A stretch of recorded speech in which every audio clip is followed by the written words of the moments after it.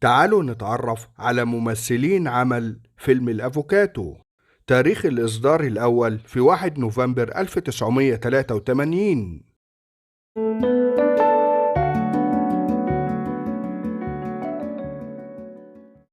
قام بدور المحامي حسن سبانخ الفنان عادل إمام.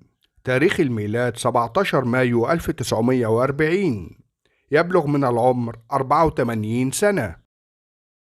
قامت بدور عطية زوجة حسن سبانخ الفنانة يسرى. تاريخ الميلاد 10 مارس 1955. تبلغ من العمر 69 سنة. قام بدور سليم أبو زيد الفنان صلاح نظمي. تاريخ الوفاة 16 ديسمبر 1991. عن عمر ناهز 73 سنة. قامت بدور عصمت الفنانة إسعاد يونس. تاريخ الميلاد 12 إبريل 1950. تبلغ من العمر 74 سنة. قام بدور عبد الجبار الفنان علي الشريف.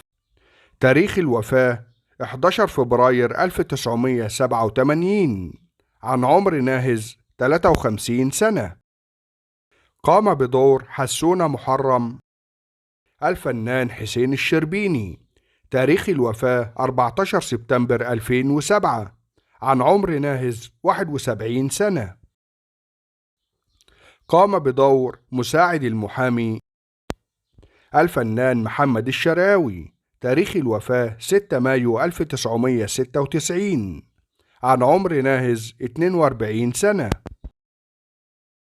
قام بدور مأمور السجن الفنان سامي عطايا. تاريخ الوفاة 2000. عن عمر ناهز 68 سنة. قام بدور قاضي المحكمة الفنان حمدي يوسف. تاريخ الوفاة 15 إبريل 2003. عن عمر ناهز 72 سنة. قام بدور قاضي مستشار الفنان رشوان مصطفى. تاريخ الوفاة 16 مايو 1999. عن عمر ناهز 75 سنة. الفنانة نبوية سعيد. تاريخ الوفاة 2000.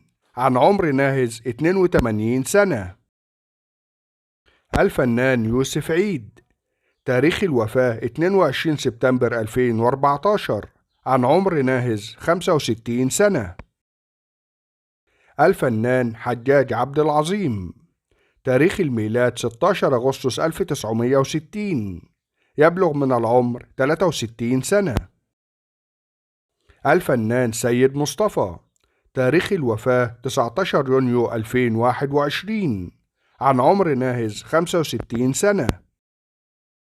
الفنان زايد فؤاد. تاريخ الوفاة 11 أكتوبر 2008. عن عمر ناهز 59 سنة. مخرج فيلم الأفوكاتو المخرج رأفت الموهي. تاريخ الوفاة 24 يوليو 2015. عن عمر ناهز 74 سنة. لو عجبك الفيديو لا تنسى الاشتراك في القناة وتفعيل الجرس ليصلك كل جديد من قناة نسيم العمر.